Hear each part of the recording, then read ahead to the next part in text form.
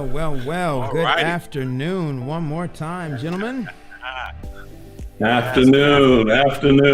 Happy Sabbath to you. I hope everybody's doing all right. This first Sabbath in December, man. We are in December 2020. My goodness. Already. Wow. Somebody ought to be celebrating. We're almost done with this year. My goodness. This year. Listen, I want to erase this year, man. I'm telling you. Certain things I want to erase this year. Can we do a do-over? My goodness, what a year. Wow. But you know what is the joy about this is that we are in December. We're at the end of 2020, and we are around the corner to a brand new year, new opportunities, and new ways of thinking and enjoying what God has done for us. That's right. Yeah, That's right. Definitely. Hopefully it's just not a fast forward from this year. Hey, but listen, it has just been such a blessing this year, even with the Pastors Roundtable, as we've gone over week after week and had the various guests and topics. We've had some awesome guests, awesome topics that we have dealt with.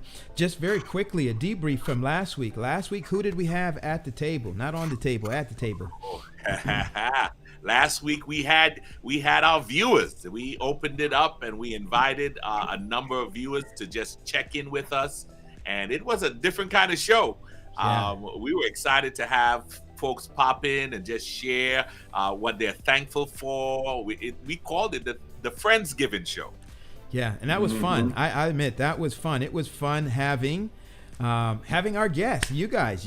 We last week, if you missed it, we put the little tag on the screen, the link on the screen, and if you wanted to click it and hop into the round table with us, we invited you to do that. We had several of you come on, and it was just such an awesome experience. We got to do it again, gentlemen. We have to do it. In fact, we had some longtime viewers, charter members, I call them, and they weren't able to be on. So we definitely have to open it up. There's one person that really wanted to be on, not able to be on. So listen, we got to do it again and again, because you viewers, you're the ones that really make this program from Sabbath to Sabbath. So we just appreciate you so much.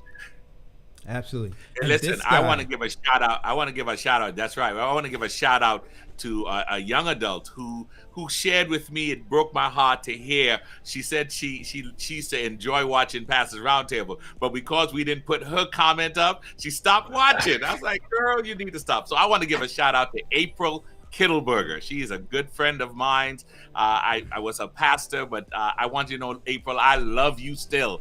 And because you are my heart, if you come back on, and we're going to make sure we put your comment up because we love you. April, we love you. And April, I promise you this. I will personally find the individual responsible for that infraction. And we're going to take him to task on that. We're going to work on that.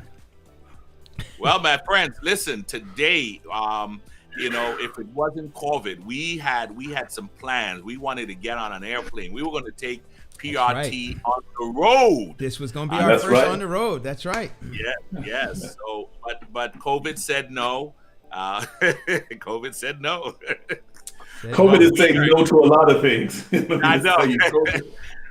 But we're so glad that we're still able, through technology, to do something special in light of what's coming. So today, Pastor Henry, Dr. Henry, what's on the table today? Well, let me tell you, we have an exciting program today. We are going to talk about one of the most impactful ministries that we have in our era, especially for pastors. And so we're talking about ministry. We're talking about Pelc. We're talking about what's happening at Oakwood University. Oh, I'm excited about what's going on. And the guests. Oh my goodness. Who is at the table? Not on the table, but who is at the table? I don't know. This one might be on the table too. As a preacher, I think we're on the table a lot on Sabbath, right?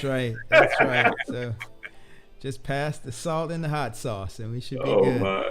All right, so at the table today, ladies and gentlemen, we have with us none other than Dr. Jesse Willson. He is one of the faculty at Oakwood University. He is teaching in the religion and theology and religion department. He is also the director of Pelc, and we're going to tell you a little bit about that in just a moment. But we are so excited to have Dr. Willson with us. He is a thought leader, a leader among leaders.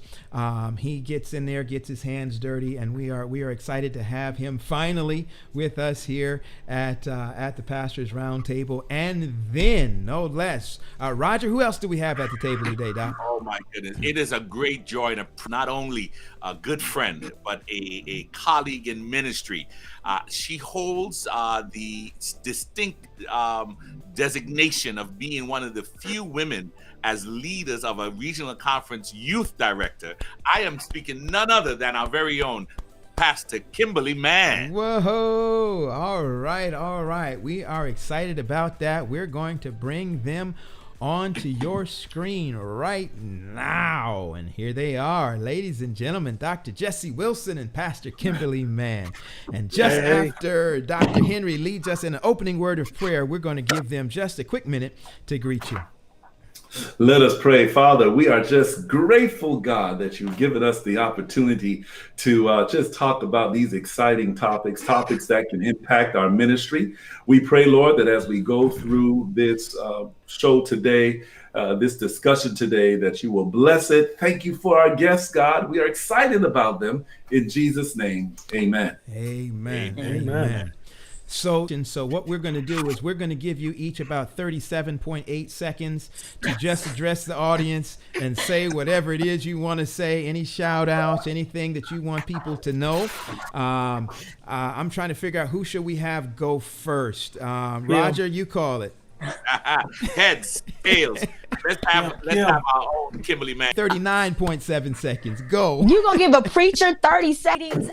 I'm just so thankful for the opportunity to hang out with these men of God. I'm happy to be the rose among thorns today. Come on now. And so I'm excited to be with everybody and just share what we have going on. And shout out to Roger. And we work closely many years. So it's nice to be at his table and not on his table. Amen. So yeah, that's it. All right. I think she left some time on the table for you, Doc. So because I know that Jesse's long-winded, so it's okay. Absolutely. What's up, everybody? It's good to be here, and I've seen a little bit of the Pastors Roundtable, man. You know, I'd never seen the opening, man. That thing's kind of Star Wars-ish, man. Real epic opening, man. She said Star Wars. Wow. Star Wars. It was good. Well, listen, greetings from Oakwood University and certainly the Pastoral Evangelism and Leadership Council. We start on, Sunday tomorrow. night? Sunday night. Glad that Roger's working with us. And listen, look, Kim is on the steering committee, man. They say I'm the coordinator, but you talking to the real coordinator. All man. right now. Oh, she's over here. Yeah. All right. Good to be here. Listen, I just do what Jesse gives me permission to do. Yeah. Don't believe. Hey, and you know what? That's always, and I'm just gonna gas Doc up for just a minute here, because that's what good leaders do. Leaders give people space and room to do what's going to be helpful to achieving the mission and the goal. And so, Doc, we so many of us we don't always get a chance to tell you and say it to you, but from afar, we want you to know how much we appreciate what you're doing with Pelc, and we're going to take this opportunity because a lot of our audience has no clue what Pelc is, and so that's why we've invited you guys here today. And so, Roger, I think Dr. Henry is having just a little technical difficulties here. So while we wait for him to get back in, Roger, you ready? Is this like a recurring problem with Dion, man? Well, in all fairness, I mean, he just got some new equipment, so he's really trying to make it work for him. So we give him props for that. But listen, this is alone. But we gather for workshops in addition to the worship services in the evening, and of course we have plenaries. And this year will be our first virtual conference, and we're excited about it. Well, that's cool. So I just got a message on my screen that somehow our stream stopped, and it looks like it has restarted again. So I don't think we lost a whole lot of folk. But I'm not sure if everybody caught the beginning of that, Dr. Willson. But Doc was just telling us what Pelc is. For those of you that missed that, we were out, it looks like, for about 10 seconds or so. About 10 seconds. Yeah, I was just saying that this is year 41 for us. We're excited about it. And we've been doing this thing right here at Oakwood University. Started in, Mosley Chapel, 41 years ago. Talked to Dr. Mervyn Warren today, and he was just giving me a little history lesson again. I see the documents, but it's good that those guys are still around, at least most of them. And so we come together every year for continuing ed and motivation. And this year will be our first virtual, and we're looking forward to it. Awesome. Wow. Awesome. All right. So as I alluded to, where do most of these, we alluded to this gathering. Was there something happening before? Is this the first of its kind in the Adventist Church? It's the largest of its kind. It's the longest running of its kind. It's really like a continuing ed conference on steroids is what it is, because everybody does it. They just haven't done it as long. And we probably have more people coming from different areas for this conference than most conferences would. So it's unique in that regard. It's the pastoral cookout for Adventists. Exactly. All right. Exactly. You know what though? That's a great way to put that, Kim. He's right. So when did it start? When started did in 79. Started Okay. in 79, man. And now I know it had a different name, because when I was at school at Oakwood, it was a different. It may have a different flavor too.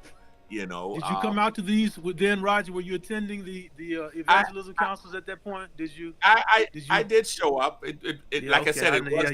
I got you. All right, let me help you. Yes, let me. I didn't know you were that old, Roger.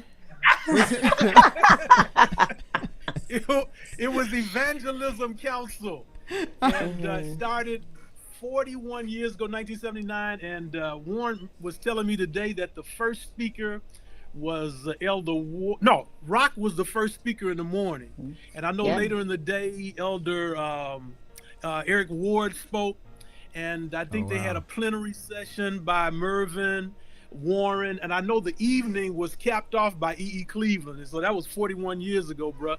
And we've been doing that. We've been doing the same thing, just expanding it and tweaking it, and listening to folk, and just having a good time for 41 years. Wow. Man, just think, Roger, I was like only in like second grade, man. Yeah, right. I didn't say I was there at the beginning. I was there while it was going on. Pastor Kim, any memories of Evangelism Council? Or Mercy. So one of my favorite memories was, so the sermon that just for me takes the cake was Where the Myrtles Grow. That sermon was so phenomenal. The way he set that thing up, that was just, it was just amazing. And that sermon stuck with me. And every time I would hear it on the radio, I would literally have to like pull over just to shout on Where the Myrtles Grow. So if you need an extra word tonight, listen, Jesse, we need to try to pull that thing up, because that was a blessing. That's a classic. William Houston Curtis. Yes. So we've had some great memories. And then we brought in, what was the artist we brought in that year? I don't know if it was Maurette Brown Clark. Yes, it was. And she sang the house down. Yes, listen, if you didn't come to Jesus that day, you just don't know him. Because that thing was a blessing. And Pelc is really special for me. My husband and I got married Pelc weekend 6 years ago. Yes. So Pelc is extra special for us, because we were like, wait a minute, all the pastors are going to be here for Pelc. We can just get married pretty much for free. And so we actually got married Pelc weekend 6 years ago. So Pelc is significant for me for a couple reasons. Oh, I thought you were going to say we met at Pelc, but that's still just as good. Got married at Pelc. No, we didn't meet at Pelc. We met at alumni weekend, but we got married at Pelc. So Oakwood has a special place in our hearts. But yeah, that has been just phenomenal. And then it either always rains or snows Pelc weekend. Yeah, it does. Yeah, it does. It snowed last year, like for real. All right. Wow. So when we look back at the history of Pelc, are there any major milestones? Dr. Kim, Pastor Kim, you shared about Curtis's sermon, but are there other kinds of milestones that just stand out in your mind, either one of you, in terms of why this is such a draw to so many preachers? Yeah, I think that when you look at the history of Pelc, it started in '79. The religion department initially was leading out, and along with the church, there's always been a collaboration between the Oakwood University Church and Pelc, and continues to this day. But for about the first 6, 7, 8, 9 years, Dr. Reeves was the chairman of the religion department, and he was likewise the chairman of evangelism council at that time. They transitioned to Dr. Warren, and man, he kept that thing together for like 20-something odd years. I'm not sure. And so that was a shift, a major shift. And then, of course, from the biggest transition was in 2012? Yeah, when Freddie Russell took it over. That was the transition, but he took it over with the thought of me transitioning in mind. He thought he was going to do it the next year. He was the conference president at that time. He was going to transition me in, but he did it for 2 years. And so those have been some major transitions. And that year that Kim is talking about, 2012, with William Houston Curtis and with Maurette Brown Clark, that was my first year. And we had a ball. I mean, we had a blast. It was preaching crazy. And that's another reason a lot of people come out. The workshops are great, but the fellowship at the worship services is probably the biggest draw. Listen, it has to be, it is, I imagine that it is fun just, preaching to preachers, but it's also fun watching preachers watch sermons. Yes. I started taking my camera to Pelc, and just some of the shots that you get of the pastors in, drinking in good preaching. And it's something that they need. I might be going. I always fuss at the guys for hopping out of line, and so Roger's going to get me for this later on. Go right ahead. Is there so this event? So I don't know. We haven't given it all of its its pieces and parts. So we understand that it's just like any other convention where you've got general sessions. You've got, and in this case, you've got preaching events are also part of the general sessions, and then you have breakouts. The workshops that are going on. What have you noticed that this thing, the impact that it has on the preachers that attend, that's just for themselves? What's been your feedback? What's been your sense of the impact that this thing has on their lives, their ministry? What do you think, Kim? Well, I'll say, I think that so often it's easy to get caught in the regular cycle of ministry, right? You preach, you deal with your members, you deal with your territories, and then you do it again, and then you do it again, and then you do it again. Pelc kind of serves as that oasis or that respite in the middle of routine that allows you to come away and be authentically yourself in a place where you don't have to be Pastor so-and-so. You don't have to be Dr. Jesse Willson. You can just be Jesse. You don't have to be, Elder Bishop Roger Wade. You can just be Roger. And it's the opportunity to be able to, I think, just come away and be yourself. And I think that provides a mental health break sometimes for many of our pastors. that they are able to step away and they can shout, they can cry, they can pray. I'll never forget one particular Pelc, and I can't remember who it was, but there was a moment where I want to believe it was Pastor Brissett had some family stuff going on. He said, I need everybody to just pray for my son. Yeah. And at that moment, every single person stopped. It wasn't praise and worship. We weren't worried about a run sheet or production. We stopped and we prayed. And that prayer opened up into pastors interceding for each other. And I mean, that worship moment was so organic and authentic that people needed to have that moment. So I think that's one major thing that Pelc does, outside of giving the pastors reasons to buy new suits. I think it's also a great opportunity for pastors to get a mental health break and to be able to just kind of be themselves. So pastors still wear suits? Is that that's Oh yeah, buddy. Well, that's one of the interesting things about Pelc. Pelc is coming together across generations, and you can see it. But I think one of the other things that Pelc has done, and it hasn't been intentional, is that people do what they see. And so the bar has really been raised, particularly in the area of preaching. Because again, people do what they see, they're influenced by what they're exposed to. And it's without a doubt, the fact that we have over the years exposed the pastors to the best and the brightest in the area of preaching has impacted them in a significant way. I wish that we would, and we are always trying to do the same thing with the plenaries and the workshops, but it's just no doubt that the impact of the worship service with everybody, you can't duplicate that worship together. That's worship service, them coming together, the music, but we try to balance it out. But I think Pelc has influenced in much the way that Madison Mission as a local church has influenced a lot of the worship practices across this denomination, particularly with Black churches.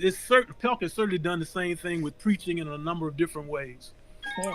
And I think it creates space for people to worship and to enjoy the experience within their particular worship experience. So if you are more of a more intrinsic worshiper where you want to sit and take in the worship, you can do that. If you are a shouter, but you just so happen to be at a church that shouting is not a part of the worship method, you then have the opportunity to shout if you need to shout. If you want to sing, you can sing. And I think that provides an atmosphere where everybody is welcome, that it doesn't have to be just one way or one style, that I am able to experience worship in a way that ministers to me that I may not be able to facilitate or even experience where I am in ministry.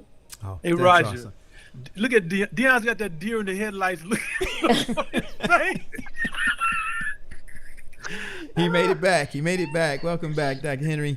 With a little bit more light too. Come on, preacher. So listen, I've got a buddy on here. I saw just spoke to us a little while ago on Bishop Donald Oliver. Welcome, Bishop. Glad to have you. Bishop is a friend that I met in one of these online groups that we're on, and he's not a part of the Adventist denomination. And so one of the things that we're curious about, this is kind of at its core a gathering, is it, of Seventh-day Adventist pastors? Is it, we know other denominations have similar things. Is this a denominational thing? Is this open to anybody? How does that work when it comes to the role that Pelc plays for just clergy in general?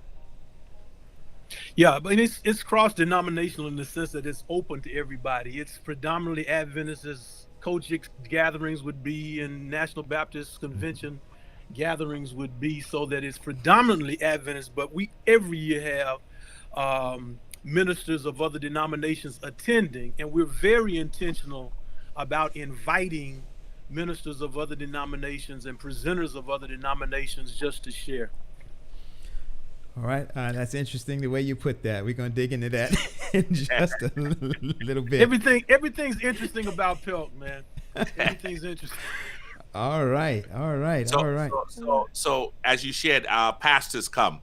What other leadership roles is Pelc geared towards? Who else can attend in a leadership role? Well, I would say, I mean, there's a little something for everybody. So we have a Hispanic track, we have a clergy spouses track. And one of the things I am particularly proud about is that Pelc has really been intentional about being inclusive. I myself am married to a pastor's spouse. He is not a pastor's wife. He is my spouse. And so often there is nothing for the men who are married to the women of God. And so I think that we've been very intentional about creating opportunities for pastor spouses. There are just things for people who are involved in different areas of ministry. So there are sessions that cater to the various areas of ministry that you may be in. So there's something for everybody. I believe we even have a session for workers, if I'm not mistaken. Jesse, you can correct me if I'm wrong. But there's just something for everybody. Yeah, we've broadened it. Freddie did that. Freddie Russell did that. When we transitioned from evangelism to Pastoral Evangelism Leadership Council, he was the one that led the charge to include that leadership element. Because frankly, evangelism and church growth is really an extension of effective leadership more often than not. And so, as Kim said, we try to have offerings, workshops for all church leaders. Wouldn't necessarily be specific to their church office, but the leadership, the basic leadership plenaries and workshops, I think would be beneficial to everybody. Awesome. Especially this year, since it's virtual.com is where you register. And I wouldn't encourage you to register right now, but if the oxygen, no, don't do that. The point is pelc2020.com is the registration link. Well, listen, we were gonna go there. That this year being labeled a year of change. How did Pelc make the pivot? I know Pelc was, for years, 41 years. Well, actually, 40 years. You've been planning to be in person at Oakwood. Now all of a sudden we're in COVID, we're in lockdown, we're in no travel. Mm-hmm. What were some of the things that went into you making this decision to pivot to a virtual platform? The decision to pivot was pretty, that was pretty basic. But what we did as we pivoted, Kim, why don't you tell them what, especially the pre-workshops that we did that were virtual, because Kim, as I say, you think I'm joking, man. You're talking to the real leader when she starts talking. So tell us, Kim, what have we done? Okay, he wants to know. Listen, I mean, well, first, I just have to say, first of all, within the planning committee, there has been quite a bit of diversity. You've got some millennials, you've got some, Gen Z, you've got just the plenary team is made up of a diverse, a group of people, which means you're going to get diverse needs. So when we started talking about the sessions and what we needed to see, we recognized that preaching is only a partial aspect of what the need of a pastor or a leader really is. So preaching, I mean, let's just be honest. If you're a preacher, you preach maybe 40 minutes, maybe once or twice on Sabbath, and maybe on Wednesday. Outside of that, you're doing so many other things that while we need to speak to the preaching side and the evangelism side, there is a personal side that is often being left behind. We're seeing that that kind of collateral damage and that fallout in what's happening in our pastors' lives. We see marriages that are struggling. We see pastors' kids that are like, yeah, you gave my whole childhood to the church. I'm good on church. And because we're seeing that fallout, we're recognizing that we need to do more than just preach to each other. But we actually need to care about the heart and the soul of our leaders and our ministers. And so what we've done is created sessions that are intentional about speaking to the needs of what our pastors are facing or our leaders are facing. And so some of the things we have this year are pastoral burnout. depression and suicide. Because come on, let's be real. Wow. And we saw a lot of that happening where Yeah. pastors were committing suicide. Yeah. So Yeah. we can't just act like, I can preach a good word and that doesn't mean that I'm not going home and contemplating taking my life, and so we Wow. have to really address those things. Is your ministry hurting your kids? The dynamics of pastoral marriage. The empathy paradox, talking about vicarious trauma and anxiety that is being presented by a doctor of psychiatry. Mm-hmm. So, we're really being intentional about making sure that we're presenting things that speak to the heart need, the soul need, and the mental needs of our pastors. And it's being presented by people who are exceptional, professionals, which is really important. So that when you walk away, yes, you've gotten a word and your spirit has been filled, but we need you to walk away and make sure that your mental health is okay and that your soul has been fed as well. Because if you go away with just have lifted your hands, but your heart is still broken, Wow. that doesn't do very much for you in ministry. Wow. Wow. Yeah. Wow. The theme is Selah this year, Mhm. strength for the struggle. And what Kim just described as workshop titles, those are just reflections of the overall theme, Selah. Mm-hmm. And Howard John Wesley, one of our preachers, actually used that as a theme at his local church in Alexandria. And we kind of piggybacked off of that. But we're looking to put together sermons, plenaries, and workshops that go to leadership wellness. But there's a question that came up here, Roger. I don't know if we want to. This is from Jonathan. It says, what are some of the cultural and regional challenges when trying to be inclusive? He makes the point that our regional conferences are generally more diverse than people realize. But what are some of those challenges that we have in trying to be inclusive? Yeah, by the way, language. there's a question. I'm sorry. There's one more just before that says, Sure. do you Mhm. extend yourself to the LGBTQ community of pastors? We extend ourselves to everyone. I mean, it's open. And we don't have a particular workshop for the LGBTQ community, but in terms of the range of things that we do, it's open to everybody. When you talk about the challenges of diversity, language is one. As Kim said, we have a full Hispanic caucus track, and most people focus on the English-speaking tracks, but our Hispanic track is really larger insofar as their workshops and plenaries than our regular super seminars. And so the language issue can be a challenge with registration. So we need to make sure that we have Spanish-speaking individuals helping us at different points. But when we start talking about diversity, it's not just in those obvious areas. We have Anglos who attend sporadically. We have a significant number of Hispanics, but then within the people of color community, the Caribbean community, those who are from England, those who are coming from Africa, there's so much diversity even among people of color that I really think it really makes Pelc the conference that it is, because we're not trying to be all things to all people. But when we come together at the point of worship and fellowship, it's amazing the relationships that we establish. And that's one of the draws of Pelc. Okay. They just want to be there so that they can experience the dynamic of that fellowship and worship. And let me just speak to that question. The person asked, do we cater to LGBTQIA plus, right? Pastors, whether you are LGBTQIA plus or whether you are heterosexual, you still face depression and suicide.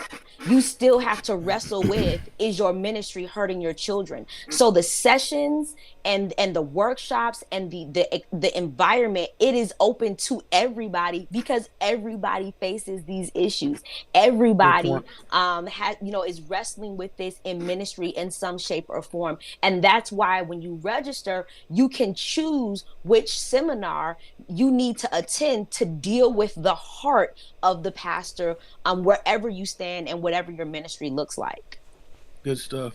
All right. Yes, it is. It is. I have to say that I'm glad that there is something that's being done to provide relevant ministry for the pastor at the time, because coming through Oakwood, going through the seminary, being out in the field, there are not too many opportunities that are so uniquely targeted for pastors to get help or to get information, because we're on that treadmill that's just constantly, I got to get it done. I got to get up to make the donuts. I got to get up and make the donuts. I got to get up and make the donuts. So this moment has been carved out.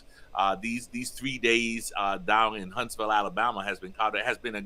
Sounds like it's going to be a great opportunity for pastors to get. Now you kind of led to something when we talked about the pivot.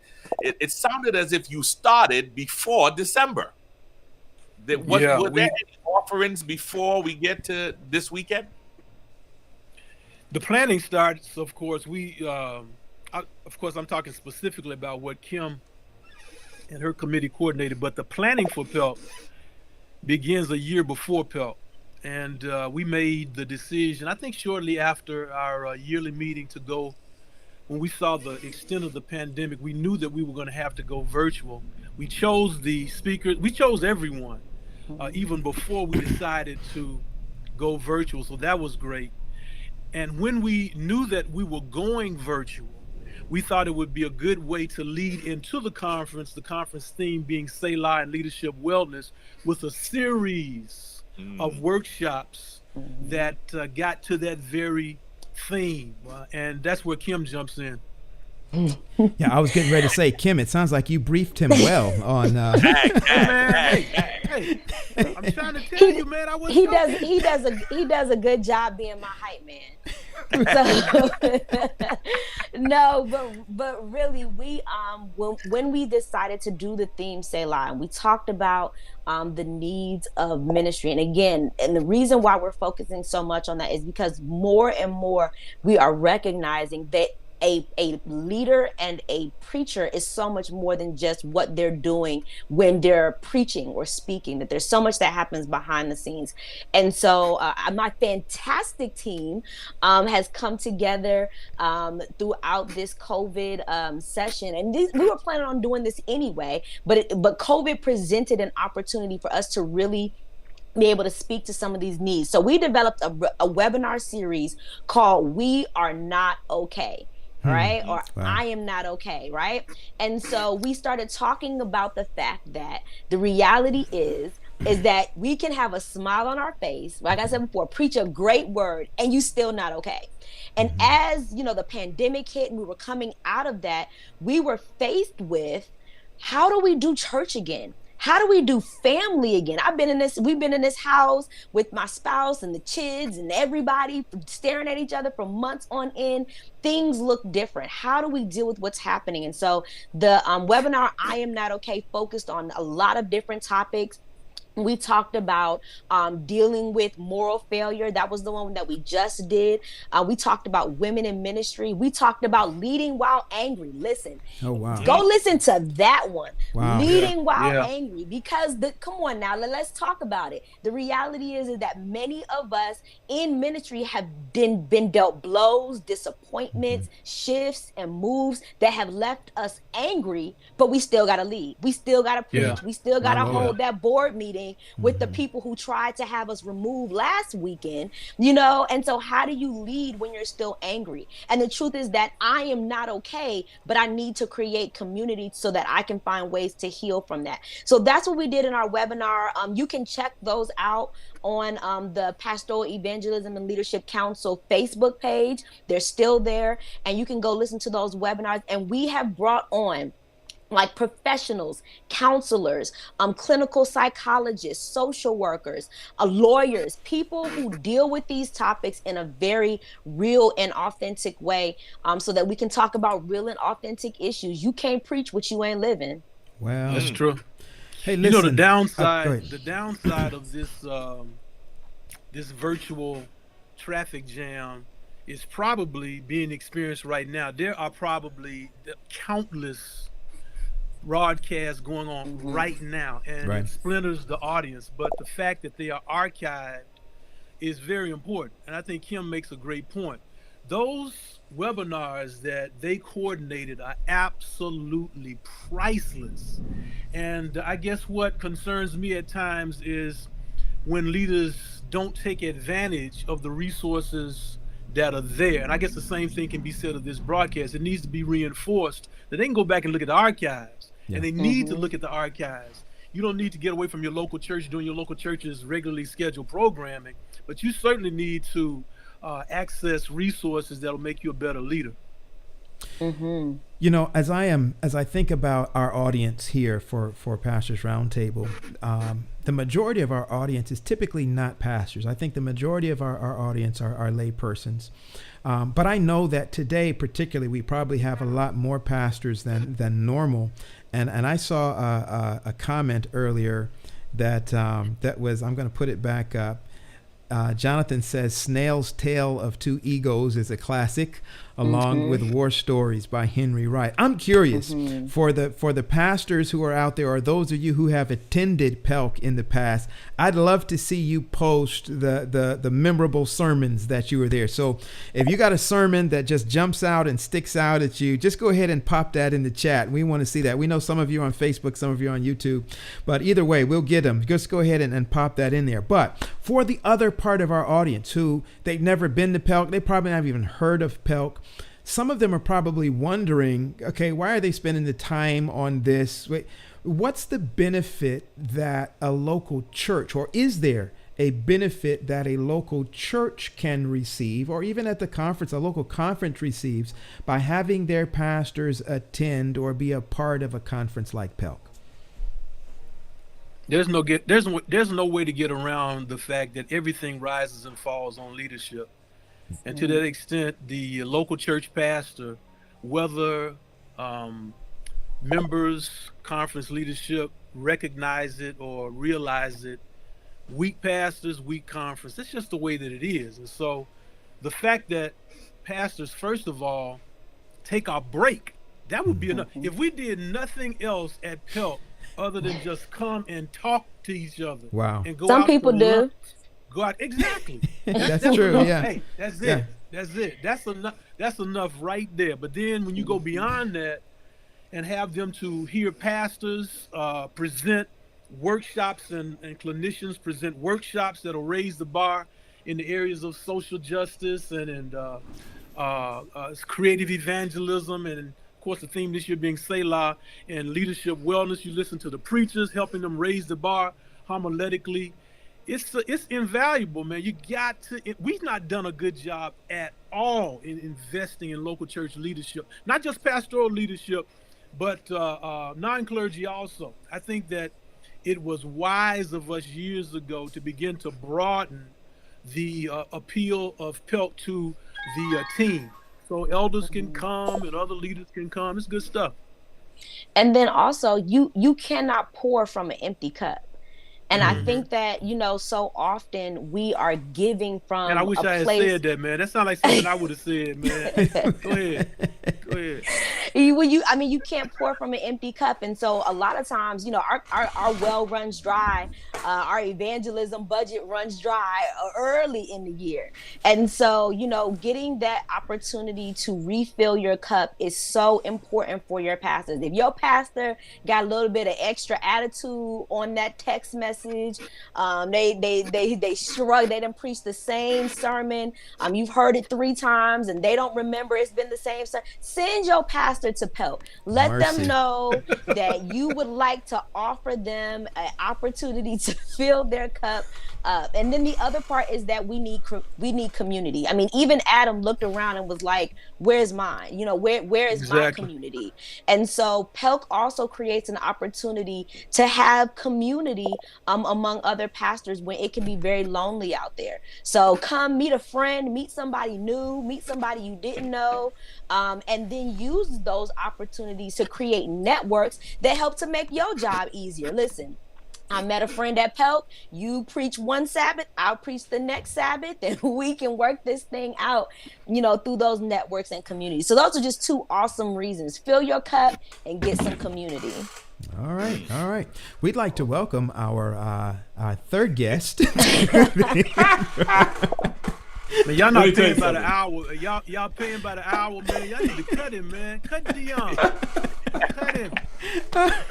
Oh, They listen. put you on the table, Dion. I thought y'all said this was a safe space. This That's is what I'm a saying. safe Get space. this, man. I'm concerned. Listen, I'm really I need legitimately some help. concerned, man. Listen. Today, last night, I had some good equipment. It was working. I was excited to put it on today.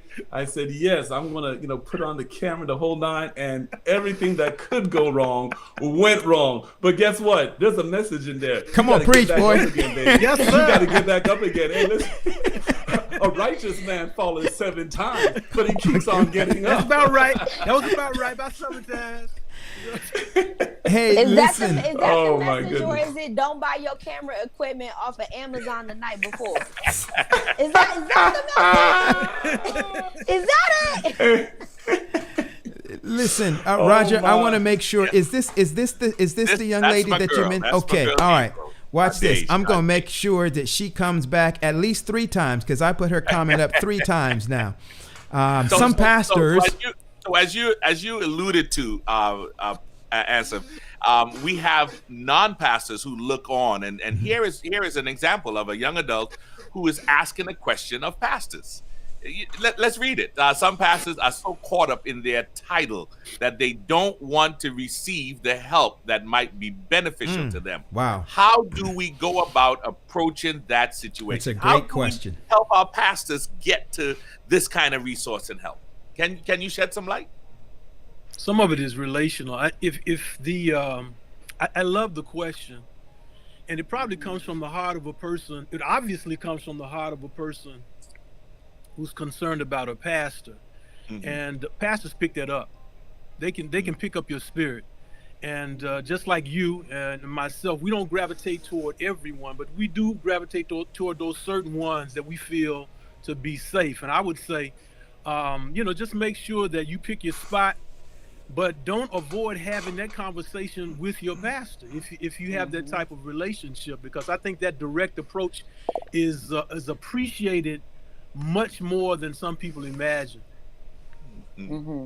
I agree, and then I also think that and it's the conversation is happening among pastoral groups that is making it more acceptable to go get help. And so I believe that the tide is changing of where now pastors are like, yeah, so happy Sabbath church. I was in counseling last week, and we were talking about, and so now those kinds of conversations are no longer taboo or something you have to hide, but it becomes commonplace. And so I think when we create a culture where you as a church member are not going to crucify your pastor for receiving help, then that gives pastors a safe space to be able to know that they can receive that help. So if I know that I'm going to marriage counseling and the whole church is not going to put all of my business on black, you know what I'm saying? Yeah. I don't know if that makes sense. Yeah. But it is also the onus is on the pastor to get the help they need, but there is also a level of community that needs to take place within the church systems that says, if my pastor is getting help, I will support them in that and not destroy them in that. Wow. Yeah. Man, listen, I have pastored for 30 years, and when I looked at the numbers, I've been a conference administrator, college professor. There is nothing that comes close to the difficulty that you experience when you're pastoring a local church. It's not even close. That's why a lot of people talk about pastoring outside of the pastorate. That's not easy. And a whole lot of folk talking about pastors, they ain't never going back to that. They ain't never pastoring again in their lives because it's hard. And so my heart goes out to pastors. I think everything rises and falls on leadership, but I also think that's a good point. I think Ellen White makes it crystal clear that the most important thing that we can do for God and our fellow beings is self-development. She says that's our first duty toward God and our fellow beings, is that of self-development. And I think we need to make, and Kim made a good point, I think we need to make it, we need to allow permission. We need to make it more acceptable for pastors to receive help beyond counseling from fellow pastors. I saw Kim Bojan. I looked at Kim Bojan post something on Facebook a few weeks ago, and she was talking very openly. And it was almost an aside. She wasn't making a point that she had been in therapy, but she was just making the point as she was making some other points. And it's refreshing. And whether she recognizes it or not, it legitimizes going to receive therapy for pastors and non-pastors. Yeah, and you know what? There was a workshop that you did, Dr. Wilson, when I was there in Kansas City among the elders. Powerful workshop you presented, and one of the items that we talked about was, why is it that the theology majors, we don't have a lot of theology majors like we used to have back in the day? And you gave some excellent points. I don't know if you could share some of those points, because it all deals with trying to encourage people, to join the ministry, and that, hey, look, it's rough, we know it, and there's a lot of things, a lot of stressful things there, but we got to encourage people. But can you share some of those things that you mentioned, if you remember, from that some of that is not an workshop? Adventist construct. The number of pastors going into undergrad programs has dropped across all denominations. Now, the seminary numbers might be going up, but that's been a surge of females, and there's also been a surge of people going into the chaplaincy. So when you see the numbers of men and women entering the undergrad religion departments begin to shrink, that's common across denominations. Having said that, there are a couple of other things. For years, Adventist ministers were training to be ministers, graduating and getting no job. I mean, you can only do that for so many years before you say, hey, man, I got to find me another opportunity. And so some people began to, and we have a number of people who never received jobs, and for that reason were a bit discouraged.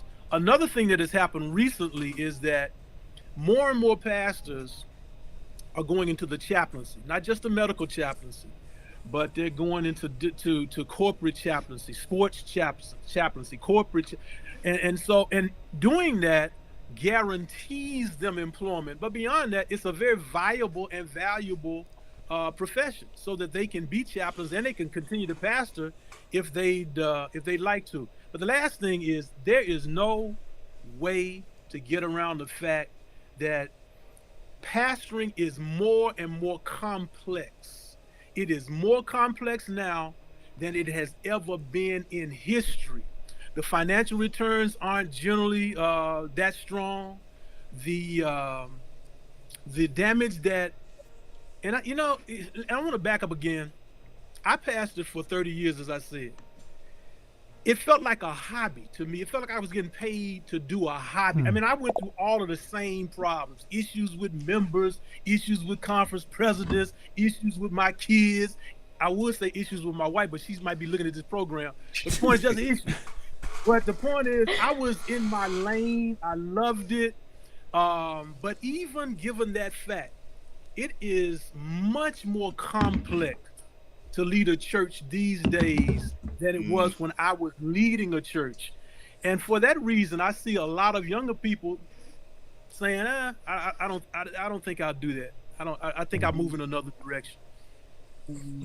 Well, how does Pelc encourage theology majors and others to go into the pastoral ministry? So I had the opportunity for almost 3 years to work with something called the Pelc Pages. And this is where the theology majors and those who maybe even just be interested in ministry or have a heart for service are able to kind of be the interns at Pelc. And so they're able to get a chance to get some tastes of the workshops and the sessions. They don't have to pay. In fact, we pay them for their time, for their service, and they're able to catch some of the word and the ministry and be able to be in the midst of, actual people who are in ministry. And I have seen some of my leaders who weren't they were just good leaders. Like my camp, I had the opportunity to serve as chaplain at Oakwood University for 7 years. And so often it was my leaders, the ones who were running things, who weren't theology majors, who after going to Pelc and things like that became more ministry oriented, or actually ended up going into ministry. So it's a great opportunity for our young theology majors, or not even young, our theology majors in general, to be able to experience Pelc, to be able to experience the workshops, and be able to experience things. And by beholding, we become changed. Man, Yeah. I met Pastor so-and-so, and he spoke to me and he encouraged me. And now, I want to do that. I want to be able to walk in those footsteps as well. So by beholding, we become changed. And so Pelc has that kind of intergenerational leadership that is already built into the construct of the Pelc program. So I remember Dr. Henry and I attended Oakwood about the same time, back with Moses and Elijah. And in those days, we were on the quarter system. And so students were not on campus during Pelc, because you had that Thanksgiving to January, to the beginning of the year break. It was at our last year that they finally shifted to the semester system. And so we were around and we were on campus. There was a question that came up earlier in the chat about the impact that this has, that Pelc has on theology students that are there. And I know, Kim, you just spoke to that. Any additional things that you guys think that it might have on the students who are currently attending Oakwood as they participate, or how much do they participate beyond that? And do all of them do that? Are all of them interns? Do they get to choose that? Are they assigned that if they're in Dr. Wilson's class? What's that? How does that work? Yeah, Professor Willson? It depends. Yeah, you're right. They gotta come. You know what I mean? Get a grade for it. If they're taking public evangelism, they must come. If they're taking personal evangelism, they must come. If they're taking Black lit and worship, they must come. But in the main, because they're graded for that. But here's the thing, that having Pelc with students on campus has its pluses and its minuses. Well, first of all, it's hectic, because even though these students are on campus, that's finals week. And so they might be on campus, but they're not on, their minds aren't generally on Pelc. And so in some ways, even though we did not have students actually in classes when we were on the quarter system, the students that were there were not divided. Their attentions were not divided. We had more of a captive audience, and we had more students. We had many, many more students in the religion and theology department in those years than we do now. And so again, as Kim said, the fact that they're able to rub shoulders with, make contacts with, get jobs. Listen, at Pelc is where a lot of connections are made for employment. So, yeah, man, it's a coming together. It's almost like a marketplace in some ways. But I think, as she said, just rubbing shoulders with leadership and pastors is invaluable to the young ladies and the young guys. And I've also seen it create an opportunity for entrepreneurship among our young theology majors and just people in general. But we are in an age, and I'm a millennial. We are in the day and age of the side hustle, and so I Pelc. That's the truth. That's the truth. She's saying the truth. Hold on. Okay. Let me go get my Walmart vest out of frame here. It's a generational hustle, man. It is. Straight. I didn't want to just No, you good. And so, sometimes for our theology majors, or especially young people who are coming up, these Gen Z and the Alpha generation, they need to know that they can preach and use their other gifts simultaneously. Yeah. And what Pelc does is creates an opportunity where you can get the preaching, but you can sell your book, right? You can go to the workshop, but you can sell your T-shirt that you made in your dorm room.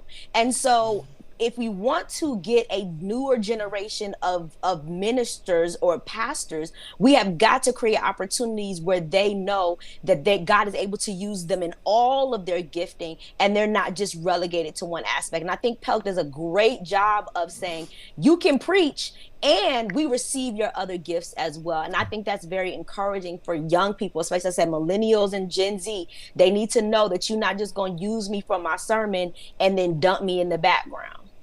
That last comment, by the way, was about the first century Apostle Paul. Just to clear. Oh man, that was you, man.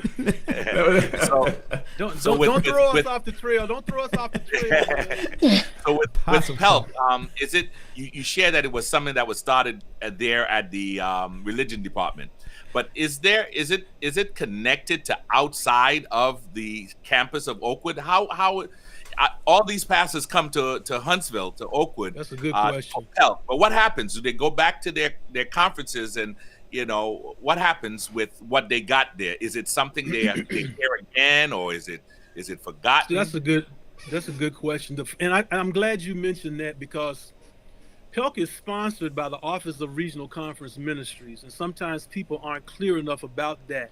Pelc is not sponsored by the religion department, neither is it sponsored by Oakwood University. It might be sponsored by those two entities by extension, but the primary sponsors are the Office of Regional Conference Ministries, conference presidents, their caucus. And so they invest. The reason we are able from year to year to keep our registration down is because the regional conferences subsidize Pelc. They don't subsidize enough, but they subsidize Pelc, and they make this thing possible. They don't do it enough, but they make this thing possible. And so message. Every year they come. I was about to say I'm joking, but that would be a lie. The point is, we get a lot of support from the regional conferences as they come. And I tell you, James Lewis was in the position that Dana Edmond is in right now, where they would be the office coordinators, the on-site coordinators for the Office of Regional Conference Ministries. And both of those gentlemen have done a tremendous job. And Dana Edmond has taken this thing to a level that is really helping tremendously. So, but again, the Office of Regional Conference Ministries sponsor their pastors, and they expect a return on their investment. And so they want, and they make it clear that they want to see certain things. And, sometimes it becomes a point of contention. They want it done one way and we don't at times, but, we get things done. We come together, but I appreciate the presidents. That's awesome. That's good stuff. I remember when I was in one of those regional conferences, the conference would provide travel incentives. Yeah. Pastors get there, or housing incentives. They do so much to make sure that every pastor has an opportunity to get to Pelc. But let's jump right in this year. I mean, this COVID year, you moved Pelc to an online platform, and obviously there is a registration fee, but what do we get for that registration? What unique things? Let me do two questions. What do we get for the registration, and what unique things are being planned for this year's Pelc? You get a T-shirt and a mug and we're gonna do the hustle. What do you think, Kim? Well, I would say, again, one of the unique things is that we have psychologists that are actually presenting, doing sessions.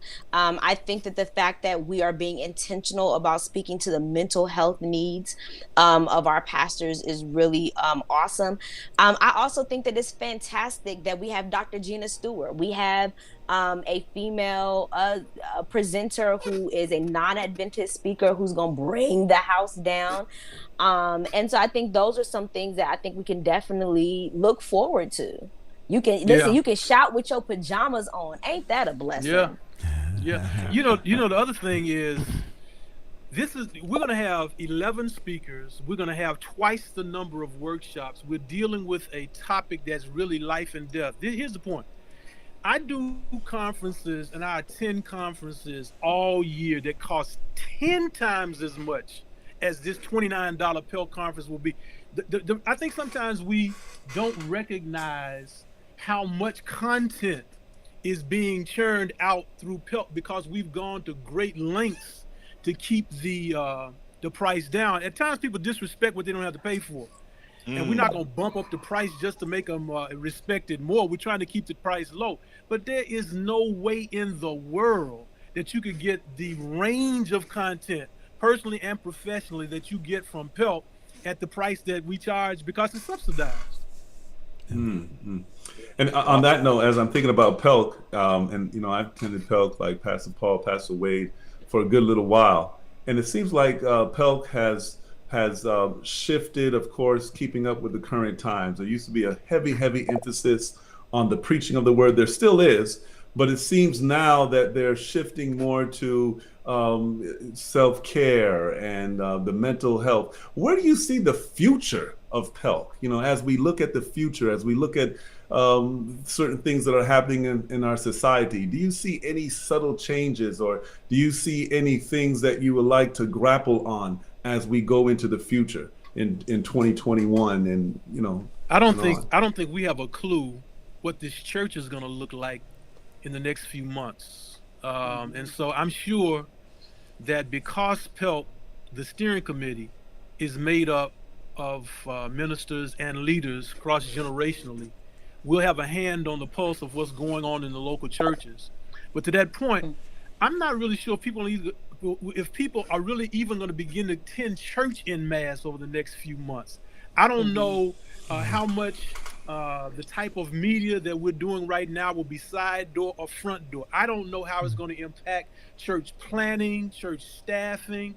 I don't know what the impact of this pandemic will be on local churches. But I think because of the way the steering committee of Pelc is made up, we'll be able to come together and in real time get a sense of what's going on and kind of bring best practices to the pastors and leaders in the conference that we convene next year.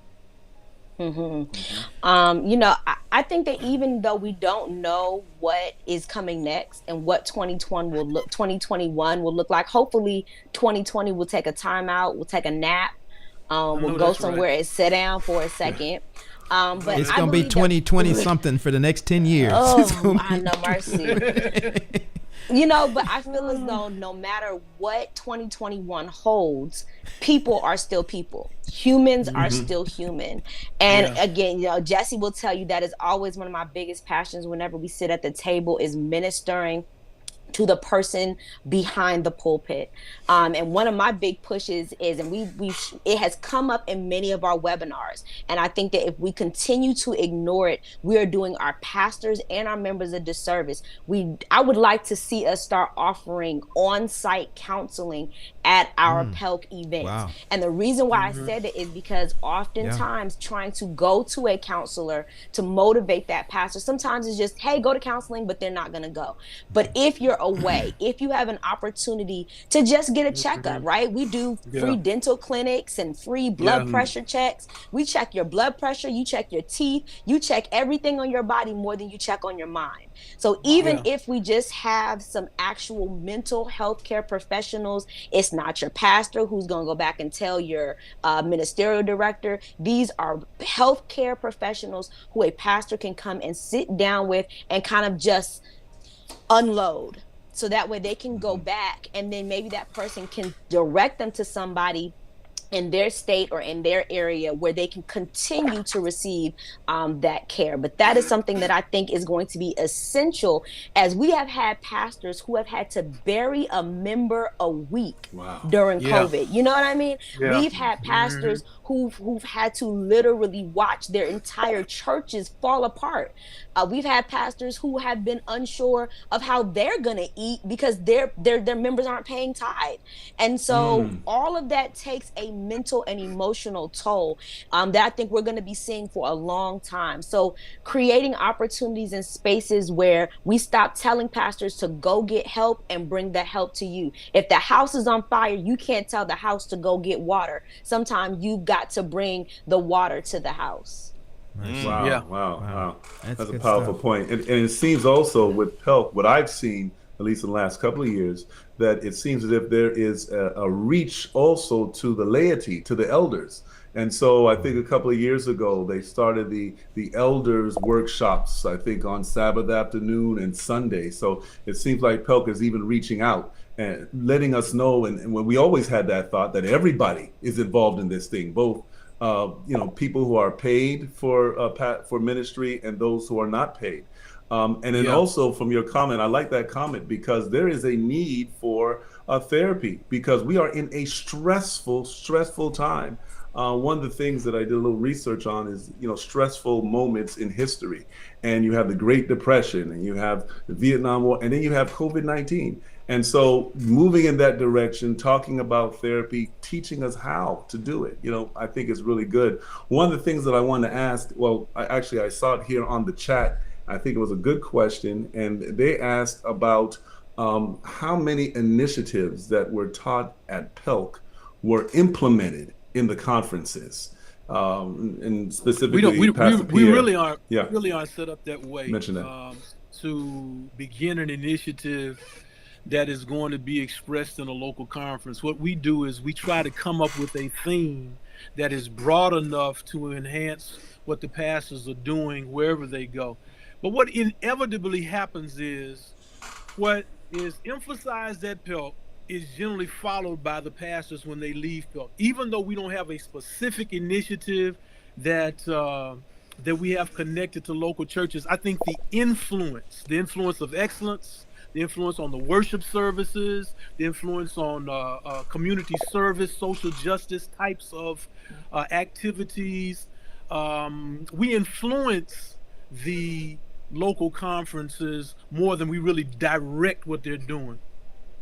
Yeah, if this was one of those shows that we delete as soon as we finish, then I would say one of the things that often frustrates pastors a lot is that when we go to things like Pelc, we go to things like the NAD ministerium, we go to some of our union ministeriums, and we hear all of these great ideas and structural things you want to implement. And then we come back and it feels like it's business as usual. And so there's this frustration. Why did we go and spend all the money on sitting on these workshops and paying the presenters to come if everything is going to just remain the same?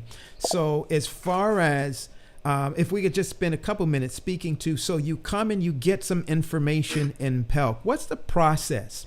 You get a good idea, you hear a thing. What's the process of taking that thing, whether it's on the pastoral level, to get a conference level, and then being able to transfer that idea, that information, to implement it, whether it's in your own life, your own home, your own church, your own boardroom, or the conference level? What does that process look like?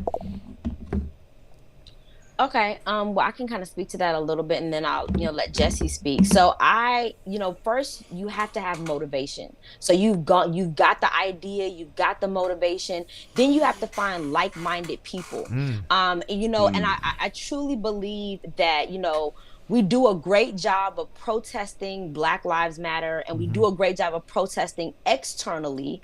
But sometimes you got to bring that protest into your own backyard when you see that things are not changing in a way that is conducive to you making sure that, that you're not drowning, right? So you have a good idea. You need to go from motivation to like-minded people. Hey, did you get something from that? I think we can do that. So let us now come together and figure out how we can make this happen. Any of the major changes that we have seen happen, both in America, both for civil rights, both in our church, tended to be grassroots movements. Those things did not happen on an administrative level until the people decided they were tired of things being the way that they were. And so sometimes you cannot wait until your conference sends out an email that says, we love this idea, let's do it. Sometimes you've got to say, let's do it. And let's send the conference an email asking them, hey, you want to come join what we're already doing? And then we can teach you how to do that with everyone else. So sometimes I think ideas die because they're great ideas, but you're doing them alone. You're in a canoe instead of on a sailboat, and right. Just getting like-minded people to come alongside you and help out. Yeah. Right. I think everything that most effective leaders do is something that they've seen done. People do what they see.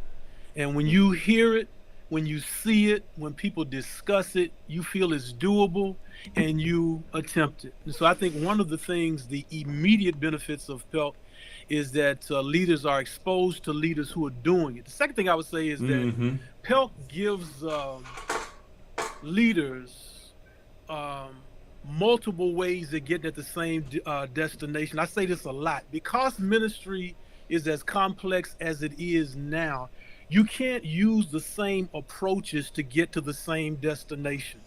And I think Pelc has done a great job. I use the illustration. Dion was talking about the workshop that they were in. One of the things I told them about to illustrate that is when I was pastoring in Southern California, I had tickets to get to the Staples Center to see the Lakers or the Clippers. And the point is, I was going to get to the tip-off. I don't care what was going on. I was going to get to the tip-off. But my house was in Riverside, which is about an hour and 15 minutes from the Staples Center under normal circumstances. If you had a traffic jam, if you had looky-loos, an hour and 15-minute drive could be 3 hours. But what I did is I came up with 4 different ways to get from my house to the Staples Center. I could take the 91, I could take the 60, I could take the 10, I could take the 210, because I knew that if I had a problem getting there one way, I was going to take another direction. You're going to get another way. The problem with a lot of leaders is they have one direction, one remedy, one approach to get at a problem. It's too complex for that. And when you get to Pelc, it exposes you to different approaches. It might not work. This one might not work for you, but another one will. And then, of course, last thing I'll say, any plan will work if you work it. That's any right. plan will work if you work it. Wow. And so we try to get the guys and the ladies to know that at the end of the day, hey, you got to go to work. Okay. Right, Listen, right, how can I be a part of Pelc this year? What I need to do to be a part of Pelc? I'm glad you asked that, Roger. I'm glad you asked that. Pelc 2020. I feel like an infomercial. Pelc2020.com is where you should go and register. Pelc2020.com. When you go to Pelc2020.com, and now by today I mean tonight, so you might not want to do it right now, except if you got a real issue. What you could do is what Adventists do sometimes. You can put all the information in on and the then tithe pay envelope for it as soon as the sun comes out. You know what I'm saying? Hey, just you write it on the tithe envelope, Doc. On the tithe envelope, Doc. That's it. Exactly. Money launder. But the point is, you got to register. Pelc2020.com, and it'll be all good. So in the past, I know that in the evening service was open to anyone to come physically there, but this year it's a little different, and so you have to register, right? Yeah, we So do. I can't Roger, catch it on the YouTube channel. Yeah. No. Not on the Some of this is Facebook Roger's page. fault. Roger's on the committee, and Roger has been very adamant about these freebies, man. I'm trying to be the man of liberality. I'm a man of the people. I love the people, okay? But the point is, Roger is very strong about this, man. The lightning is going to strike, teacher. The lightning is going to strike. Oh my! I'm gonna stand over here, over there. Unless you hear something different, every one of our presentations is going to be open to those who are registered. And once you register, you have free access to all of the programming that you might have missed if you were in one room, but you wanted to be in another room. So Somebody someone said, can we is share asking, passcodes? can you share passcodes, yeah. Say it again? They want to know if we can share the passcode. Yeah, right. That sounds like a preacher. I don't know. Well, listen, And I know the Pelc is answer going is to be no, exciting this you year. cannot share. Hey, Well, listen, Pelc is going to be exciting. What it time? is. Oh, by the way, what time does Pelc start? What time does it start? Just tell us what time tomorrow. The first What time service is Pelc? is at 7 o'clock on Sunday night. Ron Central. Smith, Dr. Ron Smith, who's the president of the Southern Union, is going to be preaching on Sunday night, and that'll be our first service. And then for 3 days, ending with Myron Edmonds on Wednesday, and 2 boot camps. 2 boot camps will close everything out. One will be by Jose Cortez and the North American Division on church growth, creative church growth, and church planting. And at the same time, Dr. Gloria Bell is going to be doing a boot camp for Bible instructors. So you say it ends on Wednesday, not Tuesday? Wednesday noon. Wednesday night is the final evening. But then we have a Tuesday night. I'm sorry, Tuesday night. Straighten him out, Ken. You see what I'm saying? That's why she's there, man. That's why she's there. And then Wednesday at 10, Myron speaks.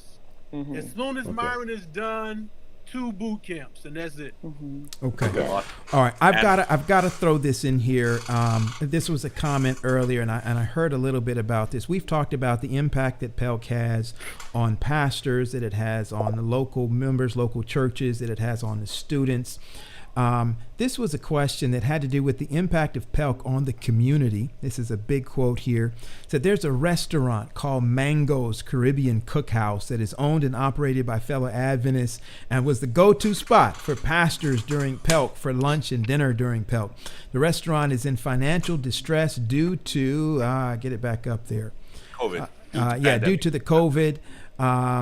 And I can just share it from there. And so here's a locally owned Adventist restaurant. So they haven't been, and typically when you've got graduation, when you've got what's the other thing that we do, alumni. When you've got things like this, then those places get a boon. And I've been to Mango's during Pelc, and it's hard to get in between sessions because it's so packed.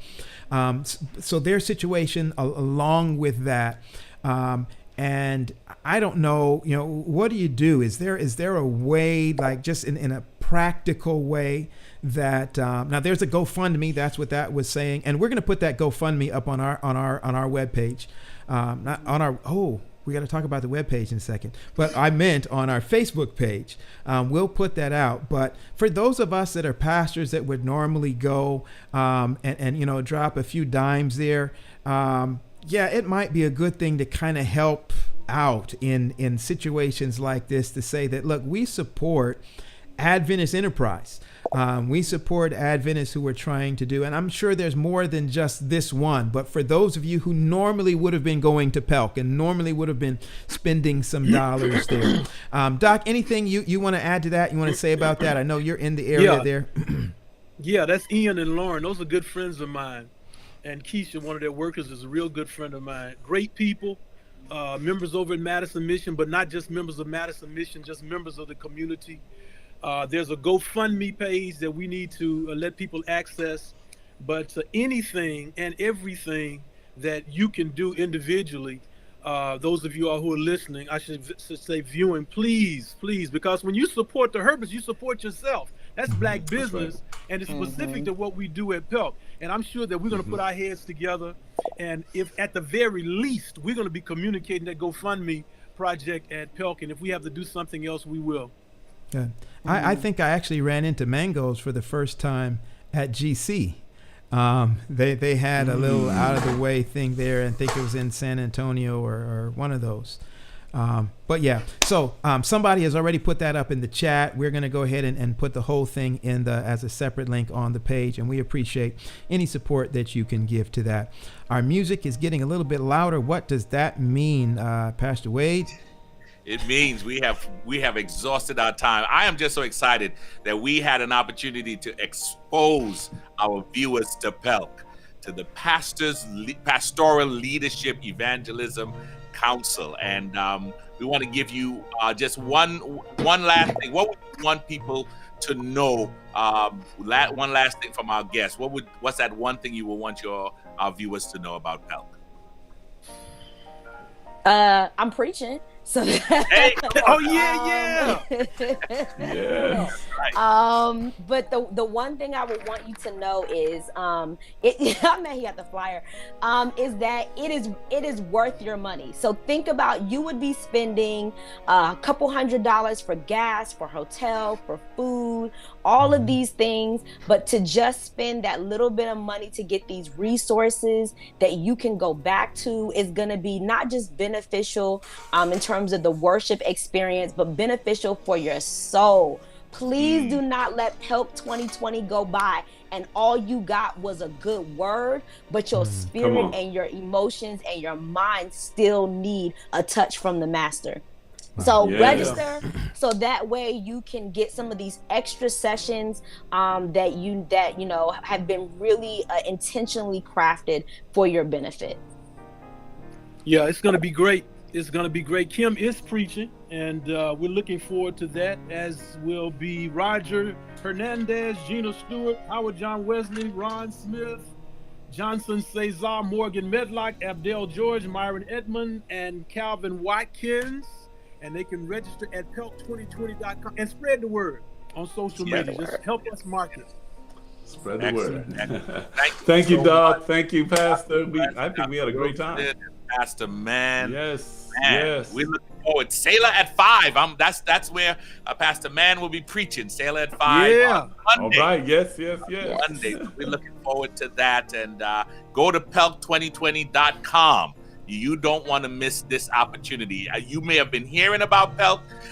You've been saying, I want to get there, but here is your opportunity. For $29, you can get everything. Did I say everything? Yep. I said everything for that low price. You know where I think a good link for this would go, Roger? I know it's kind of late, but a great link to put this up would be, hold on, let me see if I can fix this. Check this out. This is live TV, ladies and gentlemen. It's live. This is live TV. Hey, man. Tell us about Roger, that right there. Don't pay Dion the full amount. Don't pay Dion the full amount, Roger. Look at this, ladies and gentlemen. My understanding, I haven't seen it yet, but they tell me that it's live. It should be live by now or this afternoon. We're going to see if we can manage to put a portal or a link to the registration for Pelc up on pastorsroundtable.com. This is our listen, I have not even seen the site yet. Haven't seen it. Not live. Roger, have you seen it live yet? I have not seen it live. I'm looking forward to jumping on. Dion, have you seen it live yet? I am moved. I'm moved. You know what I would like to do, Dr. Willson, Pastor Mann? Yes. I think I haven't talked to my co-workers, my co-hosts on this. I would like to live make TV. Sure live TV. We will gift 2 registrations. Oh. Yes. We'll give flesh and blood didn't reveal, and not for Anselm and Dion either, man. Not for the co-host, okay? Hey, come on, man. Hey, now, listen. If this wasn't, hey, listen. We got another guest that came on. Oh, yes, look at there. That's our alpha. That's an alpha. There's an alpha. Yes. We've had alphas. Say hey, everybody. Say you know what that means. You know what that means? She's up now, and you know what babies do. That's right. Yes, it's time for us time. to shut it It's down. time. Yes, we gotta go, guys.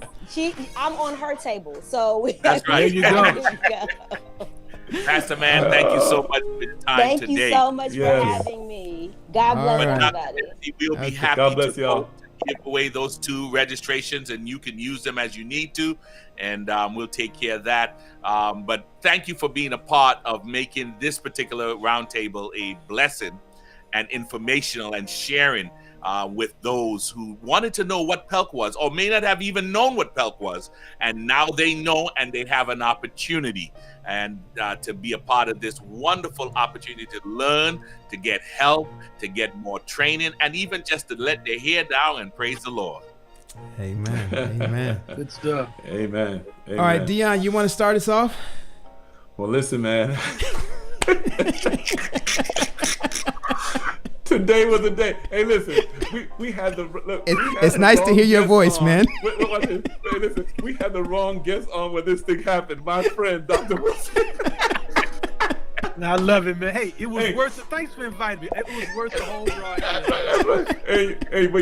But listen, we're gonna have to bring you down here, man, so you can preach for my church, man. Because we like to keep that going. Well, live TV. It's live. So y'all gonna let's end this thing. Listen, thank you so much for joining the Pastors Roundtable, where we keep ministry relevant, Pastor Wade, resourced, and real. Take care, y'all. God bless. We'll see you next week.